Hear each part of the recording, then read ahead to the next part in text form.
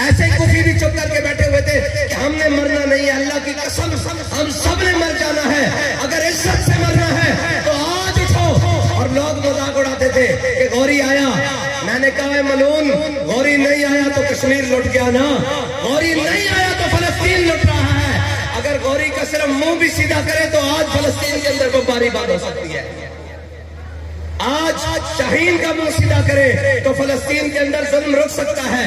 اور آج لیکن بابا جی کہا کرتے تھے غوری چلانے کے لیے بھی غیرت شہاب الدین غوری والی چاہیے، خالد ٹینک چلانے کے لیے بھی غیرت اور حمیت خالد بن ولید والی چاہیے۔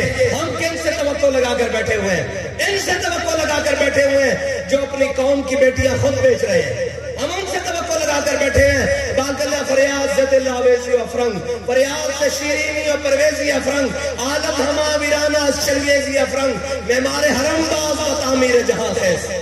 باقلہ جن میں نے بڑھ کفن چوروں کو امیدیں جنہوں نے آفیہ صدیقی کو بیچا، ہمیں ان سے امید ہے کہ وہ کشمیر آزاد کرائیں گے۔ جس نے ممتاز قادری کو تختہ دار پر لٹکایا وہ فلسطین کا پرچم مینار پاکستان میں لہرا رہا ہو اور قوم کو غلط فہمی پیدا ہو جائے کہ یہ فلسطین کی بات کرے گا۔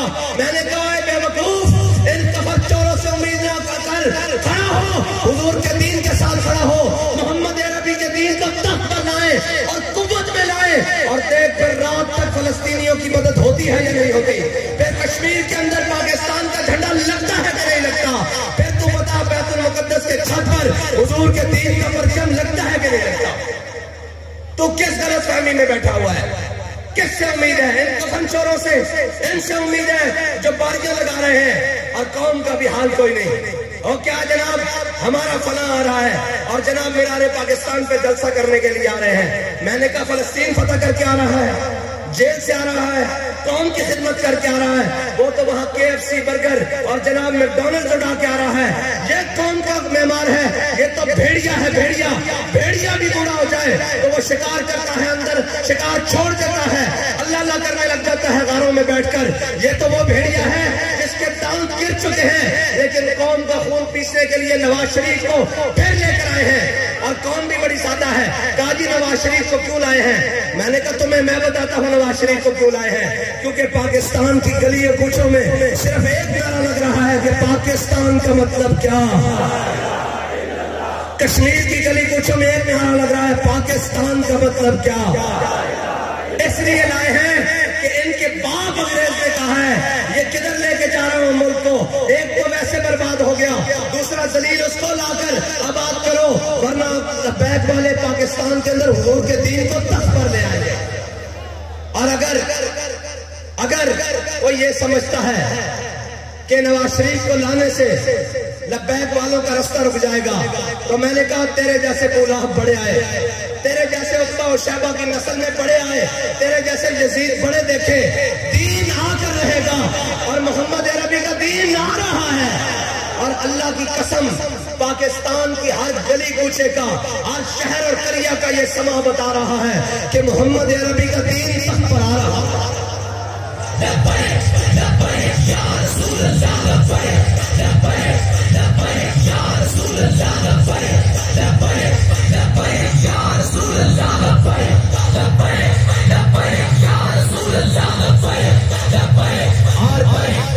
اور یہاں پر کوئی تلاوتیں کر رہا ہے، کوئی کیا کر رہا ہے، میں نے کہا یہ ہمیں پڑھ کر سناتے ہو، ہمارا ایمان ہے کم من فئۃ قلیلۃ غلبت فئۃ کثیرہ، ہمارا ایمان ہے، ایمان تو ان کا بھی ہے، لیکن جس دن جا کر تم غزہ کے اندر اتر کر یہ پڑھو کہ کم من فئۃ قلیلۃ غلبت فئۃ کثیرہ، اور اپنے صرف 1000 فوجی لے جاؤ، زیادہ کی ضرورت ہے، اللہ کی قسم صرف 1000 فوجی لے جاؤ، اگر یہودیوں کے پیشاب نہ نکل جائے تو ہمیں پکڑ کے رکھ دینا۔ لیکن فوجی ہم تمہیں بتاتے ہیں، فوجی کس کو لے کر جانا؟ ہاں ہمارے کارکنوں کو جیل میں نہ ڈالو، نہیں چٹھے کو جیل سے نکالو اور لے جاؤ فلسطین۔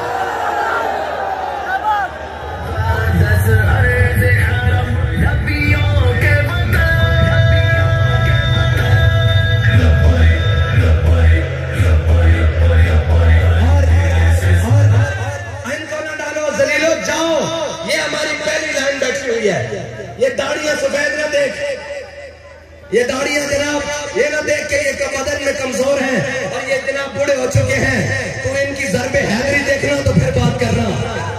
ابھی ہمارے ہاتھوں میں اسلحہ نہیں ہوتا، ہم تو ایسے صرف ہاتھ بنا کے نعرہ تکبیر، نعرہ رسالت اور لبیک یا رسول اللہ نگاتے ہیں، تمہارے اسلحے نظام ہو جاتے ہیں۔ اگر ہم نے ہاتھ میں G3 پکڑی ہوئی اور 47 پکڑی ہوئی کہ 47 اور یہودیوں کے سامنے لگائے نعرہ تکبیر، نعرہ رسالت اور تاجدار ختم نبوت لگایا، تو اللہ کی قسم ان کے دل پھٹ کے رہ جائیں گے۔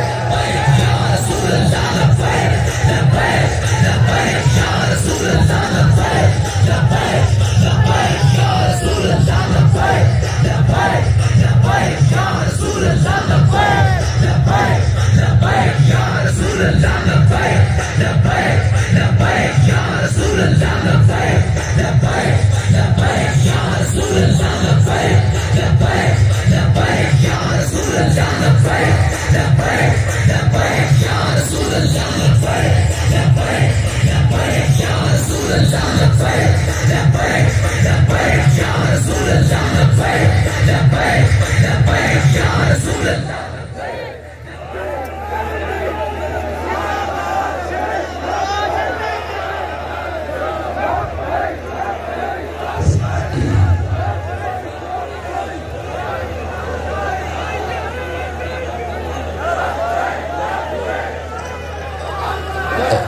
اور یہ آیت تلاوت کرنے والوں کو میں کہتا ہوں کہ یہ تلاوت حضرت خالد بن ولید نے بھی کی تھی، لیکن اقبال کہتا ہے ملا کی اذا اور ہے مجاہد کی اذا اور۔ ہاں، امریکی ایڈوں پر پلنے والوں کی یہ باتیں اور ہیں اور محمد عربی کے غلاموں کی باتیں اور ہیں۔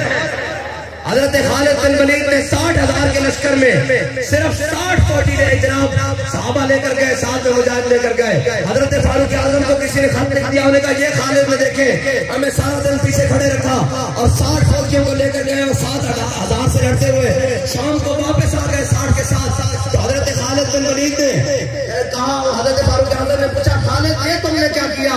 60 کو لے کر گئے، باقی پورا لشکر پیچھے رکھا۔ کہا اے امیر المومنین، قرآن کہتا ہے کم من فئۃ قلیلۃ غلبت فئۃ کثیرہ۔ کہا قرآن کہتا ہے تم ایک ہو کہ 1000 کے مقابلے میں تمہیں فتح دوں گا۔ میں دیکھنے کے لیے کیا تھا کہ وہ آیت ہمارے بارے میں ہوتی ہے یا کسی اور کے بارے میں ہوتی ہے۔ آج بھی اگر وہ 6 لاکھ ہے، مجھے تو نہیں معلوم کہ اس کی فورس کتنی ہے اسرائیل کی، اگر وہ 6 لاکھ ہے تو اللہ کی قسم 6000 محمد عربی کے غلام لے جاؤ، ہاں لے جاؤ۔ اور مرد تو ویسے بھی جانا ہے، اور مرد مشرف بھی کیا ہے جناب، تابوت میں بند ہو کر آیا اور دبئی میں محلات میں رہتے ہوئے آخر موت ہے، لیکن جس حج سے کوئی مقتل کو گیا وہ شان سلامت رہتی ہے۔ ہاں، تاریخ نے کبھی یہ نہیں دیکھا کہ کسی کے سینے پر فیتے کتنے تھے، کسی کے سینے پر پیش کتنے تھے، تمغے کتنے تھے۔ تاریخ نے یہ دیکھا ہے کہ مرد میدان کون رہا ہے، لشکر کے سامنے سینہ سے پر کون رہا ہے۔ تاریخ نے کبھی یہ نہیں دیکھا کہ ہتھیار کتنے اعلیٰ تھے۔ تاریخ نے یہ دیکھا ہے کہ محمد عربی کے غلاموں نے بدر میں 313 ہو کر 1000 کو لٹایا۔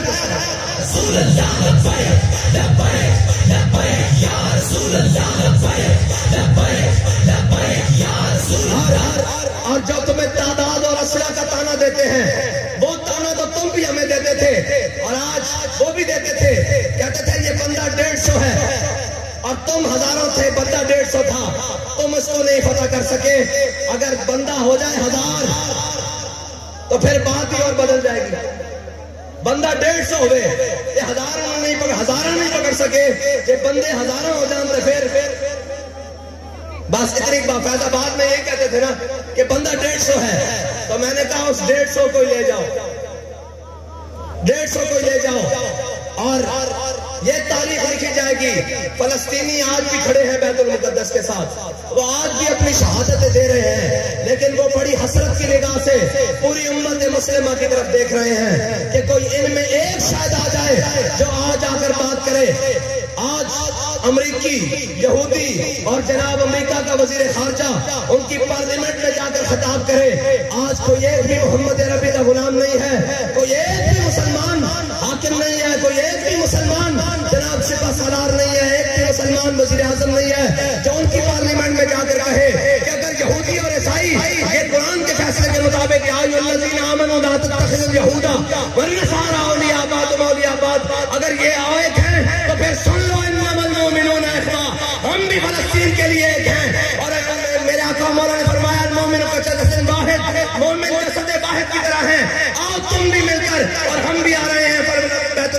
की فتح کے لیے تو اللہ کی قسم شام تک بیت المقدس اور مسجد اقصی کی اوپر حضور کے دین کا جھنڈا لگ سکتا ہے، لیکن ان سے ہمیں امید نہیں ہے، اللہ کی قسم مجھے کسی سے امید نہیں ہے، اس سے بڑا کوئی موقع نہیں تھا، آج ان سے کوئی امید نہیں ہے، ان سے امیدیں چھوڑ دیں اور آپ اور میں کھڑے ہو جائیں، حضور کے دین کو تخت پر لائیں اور حضور کے دین کو تخت پر لا کر ہم جائیں فلسطین والوں کے لیے اور انہیں بتائیں کہ اگر صلاح الدین ایوبی اس زمانے میں آیا اور اس شان سے آیا کہ جناب صلاح الدین ایوبی نے کہا جب جناب صلیبیوں نے بیت المقدس پر فتح کی تو جناب گھٹنے گھٹنے تک مسلمانوں کا لہو بیت المقدس کی گلیوں میں اور بازاروں میں پھر رہا تھا، اتنا لہو تھا، لیکن جب صلاح الدین ایوبی داخل ہوا تو اس نے کہا لا تثریب علیکم اليوم، جاؤ آج تم سب کو معاف کر دیا، لیکن اس کو معاف نہیں کیا جو حضور کا گستاخ تھا، اور میرا سب کو معافی ہے اس حضور کے گستاخ کو، برنس کو،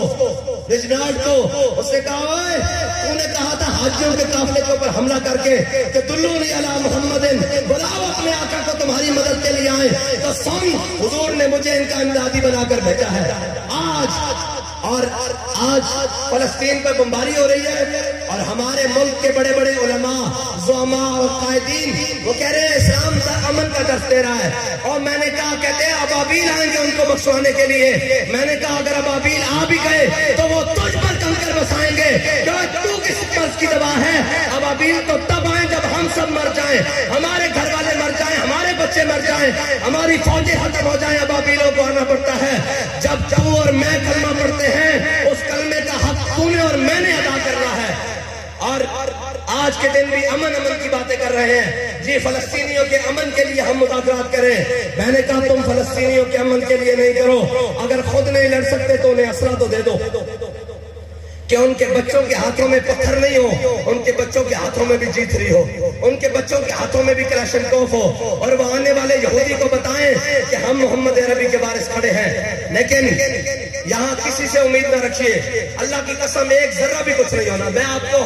لکھ کر دیتا ہوں، ان سے کوئی امید نہیں، ہاں کوئی اللہ کسی اور کو منتخب کر لے، ان سے ایک ذرہ بھی امید نہیں۔ اس کے بعد ایک کافر کا بھی دل، میں نے بڑے بڑے ان کافروں کی سنا، وہ بھی چیخ اٹھے کہ یار فلسطینیوں کے ساتھ کیا ہو رہا ہے، لیکن جنہوں نے کلمہ پڑھا ہوا ہے وہ بھنگ پی کے سو رہے ہیں۔ آج حضور کے دین کی بات یہاں کروں بیرپور میں تو یہ حرکت میں آ جائیں گے، اپنی گاڑیاں، اسلحہ، فورسز، شیل جناب، راکٹ جناب، سارا کو لے کر آ جائیں گے، کیا تم حضور کے دین کی بات کرتے ہو؟ تو میں نے کہا اس کا مطلب یہ ٹھیک ہوا نا کہ گفتار سیاست میں وطن اور ہی کچھ ہے، ارشاد نبوت میں وطن اور ہی کچھ ہے، تم نے جو اسلام کا وطن بتایا ہوا ہے یہ یاد رکھنا، اگر تم نے اللہ کے دین کی مدد نہ کی تو وَإِن تَتَوَلَّوْا يَسْتَبْدِلْ قَوْمًا غَيْرَكُمْ، تم سے پہلے بھی یہاں کوئی اور بستے تھے، اللہ کسی اور کو لا بسائے گا اور تمہارا بلیا بیٹھ کر کے تمہارا بستر گول کر دے گا۔ آج موقع ہے فلسطین کے ساتھ کھڑے ہو جاؤ، آج موقع ہے حضور کے دین کے جہاد کی بات کرو، اور جہاد کی بات کس طرح کرو؟ اس طرح کرو، یہ باتیں قوم کو سناؤ اور دلیل کرو، آج پلپلی اور جناب بزدلانہ باتیں نہ سناؤ۔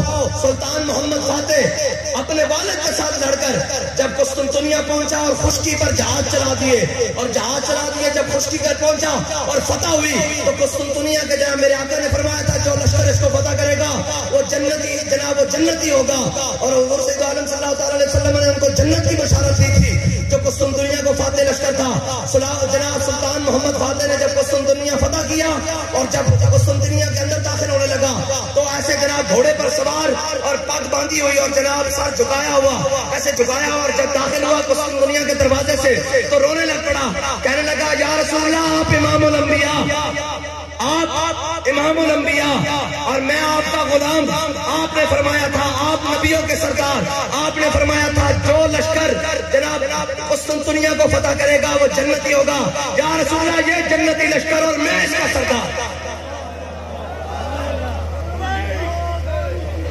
یہ تھا محمد عربی کے غلاموں کا، کہا یا رسول اللہ یہ جنتی لشکر اور میں اس کا سپاہ سالار، آپ نے فرمایا تھا جنتی ہوگا، لیکن آج جب ان سے بات کرو جہاد کی تو نہیں، اسلام امن کا درس دیتا ہے، اسلام امن کا درس ضرور دیتا ہے، اسلام امن کا درس ضرور دیتا ہے۔ جب بلال کعبے کی چھت کے اوپر ہو، ہاں اسلام نے امن کا دست دیا جب صلاح الدین ایوبی بیت المقدس میں داخل ہو رہا تھا۔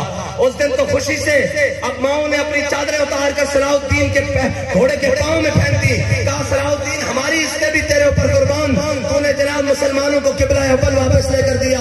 صلاح الدین ایوبی نے اپنے گھوڑے کی لگام کھینچ لی اور نیچے اترا اور چادر کو اپنی آنکھوں سے لگا کر کہنے لگا اماں جی اس چادر کو گھوڑے کے پاؤں کے نیچے نہیں، اس کی تو عزت اور بلند کرنے کے لیے ہم آئے ہیں۔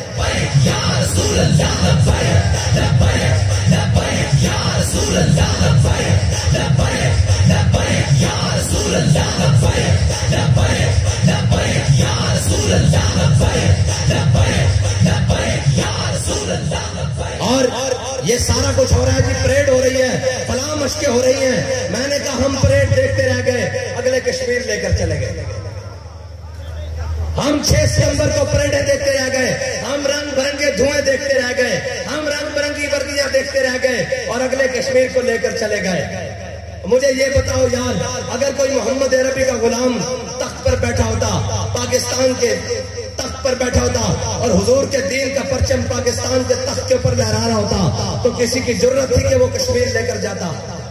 کشمیر تو کجا، اس وقت حضور کے دین کا پرچم دہلی کے اندر بھی لہرا رہا ہوتا۔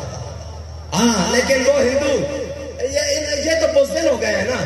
اور یاد رکھنا میرے آقا مولا صلی اللہ تعالی علیہ وسلم کا فرمان ہے لا عزت الا بالجہاد، کہہ رہے ہماری عزت کوئی نہیں کرتا۔ میں نے کہا تم حکومت خانوں میں لے کر جاؤ گے، ان کو چتر لگاؤ گے، ان کو بند کرو گے، ان کو اذیت دو گے، تمہیں یہ ہے یقین کہ تمہاری عزت کریں گے؟ وہ کسی نہ کسی مقام پر تمہارے ساتھ نفرت کرتے ہیں۔ عزت کروانی ہے تو آؤ، حضور نے فرمایا لا عزت الا بالجہاد، عزت نہیں ہوگی مگر جہاد کے علاوہ۔ آج آ جاؤ جہاد کرو، اللہ کی قسم دودھ پیتے بچے بھی تمہاری عزت کریں گے، سفید داڑھیوں والے بھی تمہاری عزت کریں گے، قوم کی بیٹیاں بھی تمہاری عزت کریں گی۔ لیکن عزت والے کام کرو نا، جب کام تم ذلیلوں والے کرو گے تو توقع ہم سے عزت کی رکھتے ہو تو ہم تو کہتے ہیں کہ مر جائیں گے، ظالم کی حمایت نہ کریں گے، احرار کبھی کر کے روایت نہ کریں گے، نہ ہم شیخ نہ ملا نہ مصاحب نہ لیڈر جو خود نہیں کرتے وہ ہدایت نہ کریں گے۔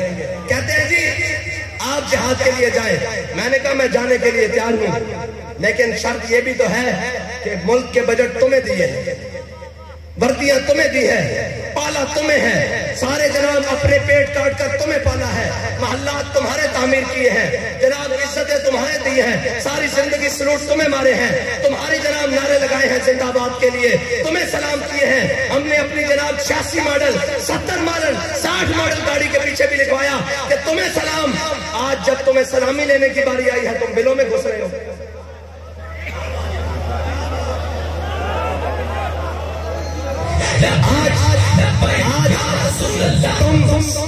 تم 25 کروڑ سے سلامی لینا چاہتے ہو، آج تو 1 ارب 70 کروڑ 72 کروڑ تمہیں سلامی دینے کے لیے تیار ہے۔ لکھنؤ بار، لیکن اگر یہ نہ نکلے تم تو یاد رکھنا وَإِن تَتَوَلَّوْا يَسْتَبْدِلْ قَوْمًا غَيْرَكُمْ۔ ہاں اللہ تعالیٰ موقع ضرور دیتا ہے، رب نے تمہیں کشمیر میں موقع دیا، تم نے گوا دیا، اللہ نے تمہیں فلسطین میں موقع دیا ہے، تم نے گوا رہے ہو، یاد رکھنا رب تمہیں تیسرا موقع نہیں دے گا، تمہیں تیسرا موقع نہیں دے گا۔ اور اگر تم یہ سمجھتے ہو کہ طاقتیں ہماری ہیں تو لو سن لو، طاقتیں تمہاری ہیں، خدا ہمارا ہے۔ بس اتنی سی بات ہے، خدا ہمارا ہے، اور انشاءاللہ حضور کا دین تخت پر آئے گا تو کوئی بات بنے گی۔ ہاں آج امت مسلمہ کہہ رہے ہیں سیاست کے لیے، میں نے کہا ہے سیاست کے لیے اور بڑے مقام ہیں، اگر سیاست کا شوق ہے تو تم بھی آ جاؤ، سیاست کے لیے ہی صحیح فلسطین کا نام لو، آج کھڑے ہو جاؤ اور کہو کہ ہم آج کے بعد کسی ایک فلسطینی کی طرف کسی نے آنکھ اٹھائی تو ہم اس کی آنکھیں نکال کے رکھ دیں گے، اس کو پھوڑ کے رکھ دیں گے۔ اور مذمت کی بات، بابا جی کہا کرتے تھے مذمت تو ہم مسکینوں کا کام ہے، ہم فقیروں کا کام ہے، ہم بھی مذمت سے آگے نکل آئے ہیں۔ شاہ صاحب نے کہا ہے میں اپنی جناب پورے خاندان سمیت حاضر ہوں، ہم یہ کہہ رہے ہیں کہ ہم یہ پوری سب لوگ کہتے ہیں کہ لوگوں کے بچے مرواتے ہیں، میں نے کہا چھوڑ، لوگوں کے بچے نہیں بھیجیں گے، ہم یہ پہلے اسٹیج والے جائیں گے۔ لبیک لبیک یا رسول اللہ، لبیک لبیک لبیک یا رسول اللہ، لبیک لبیک لبیک یا رسول اللہ، لبیک لبیک لبیک یا رسول اللہ، لبیک لبیک لبیک یا رسول اللہ۔ اور اہلیان کشمیر کشمیر کبھی بھی قراردادوں سے پاس نہیں ہوگا، کبھی بھی قراردادیں پاس کرنے سے کشمیر فتح نہیں ہوگا۔ بابا کہہ گیا ہے کشمیر ہوگا حضور کے دین کے جہاد سے۔ ہاں، وہ جہاد رشیا کے لیے نہیں ہوگا، وہ جہاد امریکہ کے لیے نہیں ہوگا، وہ جہاد چائنا کے لیے نہیں ہوگا، وہ جہاد محمد عربی کے دین کے لیے ہوگا۔ اور اگر جہاد نہیں ہوگا تو پھر حضرت جناب سیدنا صدیق اکبر کا فرمان سن لو، فرمایا لا یدع قوم الجہاد فی سبیل اللہ الا خذلهم اللہ بالذل، فرمایا جو قوم جہاد چھوڑ دے گی اللہ اس پر ذلت مسلط کر دے گا۔ آج دیکھو کہتے ہیں ہم جنگ چھیڑ دیں، جنگ مسئلے کا حل نہیں۔ میں نے کہا امریکہ پچھلے 150-200 سال سے جنگ کر رہا ہے، وہ مضبوط ہو رہا ہے۔ اسرائیل جب سے قیام میں آیا ہے آج تک جنگ کر رہا ہے، وہ مضبوط ہو رہا ہے۔ تم جنگ سے بھاگے ہو پچھلے 200 سال سے، پوری امت کو لڑ پڑ رہے ہیں۔ اگر آج امت عزت چاہتی ہے تو حضور کے دین کے لیے جہاد شروع کر دے۔ اور آج اگر جہاد ہو تو اللہ کی قسم کارڈیالوجی میں جو سسکتا ہوا مریض جناب جان دے رہا ہے وہ بھی اٹھ کر حضور کے دین کے لیے کھڑا ہو جائے گا۔ آج جو کشمیر کے اسپتالوں کے اندر جو سسک کے موت مر رہے ہیں، مر جانا ہے یار، مر جانا ہے۔ اور مر کیا ہے، لیکن سارے مر گئے ہیں اور مر جانا ہے، کل من علیہا فان ہے، لیکن عزت کا مرنا اور ہے۔ ہاں، سلطان ٹیپو کی قبر پہ لکھا ہوا ہے یہ مٹی قیمتی ہے بادشاہوں کے خزینوں سے۔ مر تو جناب میر جعفر اور میر صادق بھی گئے ہیں، مر تو بڑے بڑے نام جناب سردار اور نواب بھی گئے ہیں، لیکن ٹیپو بھی مرا ہے۔ آج تک اس کی موت کو یاد کیا جاتا ہے۔ اور جناب میں اپنے قوم کے سربراہان سے کہتا ہوں، لیڈر ہوتے ہی وہ ہیں، سربراہان ہوتے ہی وہ ہیں جو سخت فیصلے کرتے ہیں۔ کیا امام علی مقام کو نہیں پتا تھا کہ میرے دودھ پیتے بچے بھی یہ بھی شہید کر دیں گے؟ لیکن سردار اور قوم کا بڑا اور امام ہوتا ہی وہ ہے جو سخت سے سخت فیصلہ کرتا ہے۔ امام علی اصغر جوان ہو کر پھر بوڑھے ہو کر دنیا سے چلے جاتے تو امام وہ نہیں ہو سکتے تھے۔ اگر کوئی پوچھے گا دودھ پیتا بچہ امام کون ہے تو کہا جائے گا جو کربلا میں حلق میں تیر کھائے وہ دودھ پی جائے گا۔ رسول اللہ لبیک لبیک لبیک یا رسول اللہ لبیک لبیک لبیک یا رسول اللہ لبیک لبیک لبیک یا رسول اللہ لبیک لبیک لبیک یا رسول اللہ لبیک لبیک۔ اور سلطان جناب ٹیپو شہید کی قبر پہ لکھی ہوئی ہے یہ تحریر کہ یہ مٹی قیمتی ہے بادشاہوں کے خزینوں سے۔ ابھی تک اسلام مالدار ہے ایسے سفینوں سے، ابھی تک یہ صدا رہی ہے تربت کے سینے سے۔ اگر ذلت کا جینا ہو تو موت اچھی ہے جینے سے۔ بس اللہ تعالیٰ ہمیں کوئی صلاح الدین ایوبی کا جانشین عطا فرمائے اور ایسا وہ دل نہ دے جو غیروں کے دو معراج پیارے اور غیروں کے دو میزائل دیکھ کر کہیں کہ وہ ہم سے اصلے میں زیادہ ہیں، اور اصلے میں کبھی زیادہ نہیں ہوتے۔ یاد رکھنا نہ اصلوں سے جنگیں لڑی جاتی ہیں، نہ جناب وسائل سے جنگیں لڑی جاتی ہیں، نہ تعداد سے، جنگیں جذبوں سے لڑی جاتی ہیں۔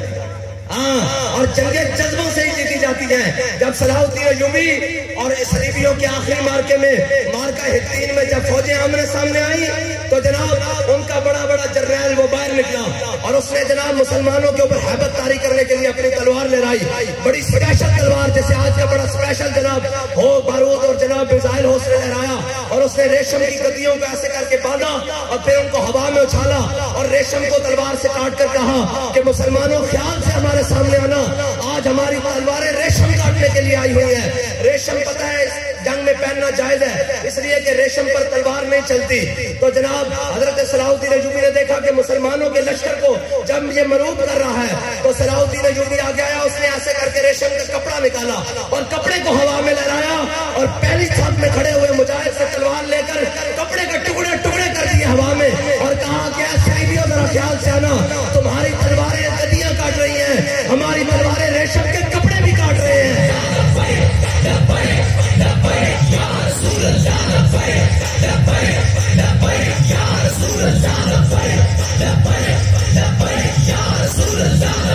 اور پھر اللہ تعالیٰ نے حطین کے مقام پر ایوبی کی مدد کیا کی؟ وہ تو ریشم کے کپڑوں تک رہا نا، تو اللہ نے فرشتے بھیج دیے۔ اس دن کہتے ہیں کہ مسلمانوں کی تلواروں نے لوہے کے کھود بھی کاٹے، پتل کی زنجیریں بھی کاٹی، تانبے کی زرہ بھی کاٹ کے رکھ دی اور پورے صلیبی لشکر کو پھاڑ کے رکھ دیا۔ انہیں کہا تم اتنے ہزاروں میں تھے، تمہیں کیسے شکست ہو گئی؟ وہ مسلمان تو تھوڑے سے تھے شریف دے دی. انہوں نے کہا ہم بھی بڑی ساز و سامان اور ہم بھی بڑا تیار کر کے گئے تھے, لیکن ہم بڑے لوہے پہن کے گئے تھے, ہم بڑی زنجیریں باندھ کے گئے تھے کہ ہم ہرا دیں گے. اللہ کی شان دیکھیں, موسم بھی جناب نارمل تھا, لیکن جب سورج چڑھا اور صلاح الدین ایوبی نے جنگ پھیر کر ان کا منہ سورج کی طرف کیا, اور اللہ نے سورج کی اتنی حدت دی کہ وہ ٹپنے لگا اور ان کے جناب پہنے ہوئے لوہے اور خوف تھے وہ جناب گلنے لگے, اور وہی ان کے لیے وبال جان بن گئے. اس نے کہا پھر تم نے مارا نہیں مسلمانوں کو؟ اس نے کہا ہم نے ہزاروں شہید کیے. اس نے کہا پھر فتح کیوں نہیں ہوئی؟ اس نے کہا ہمیں ایک بات کی سمجھ نہیں آئی. اس نے کہا ہوا کیا؟ اس نے کہا مسلمانوں کے بندے شہید ہو گئے, صفوں کی صفیں شہید ہو گئی. اس نے کہا پھر نعرہ تکبیر لگا, نعرہ رسالت لگا. مسلمان کے شہید فوجی بھی اٹھ کر تلواریں پکڑ کر ہم سے لڑنے لگ پڑے, اور اللہ تعالیٰ نے مسلمانوں کو فتح عطا کر دی.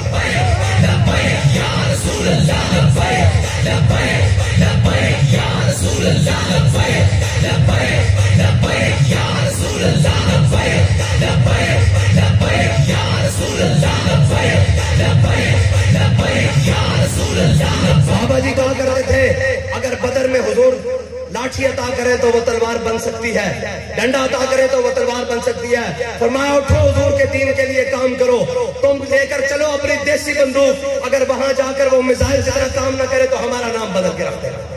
لیکن اقبال کہتا ہے کافر کی موت سے بھی لرزتا ہو جس کا دل, کہتا ہے کون اسے مسلمان کی موت مار. یہ قرار دادیں, یہ سارا کچھ, یہ مذمتیں, یہ جناب جلوس, یہ اجلاس, یہ سارے روایتی ہیں. حضور کے دین کا حامل کوئی بھی نہیں. ہم جس کو سمجھتے تھے وہ ترکی والا بڑا مجاہد اسلام ہے, آپ نے دیکھ لیا کوئی بھی دین کے لیے نہیں ہے. اگر دین کے لیے کوئی اٹھا ہے تو اس کا نام صرف اور صرف امیر المجاہدین ہے.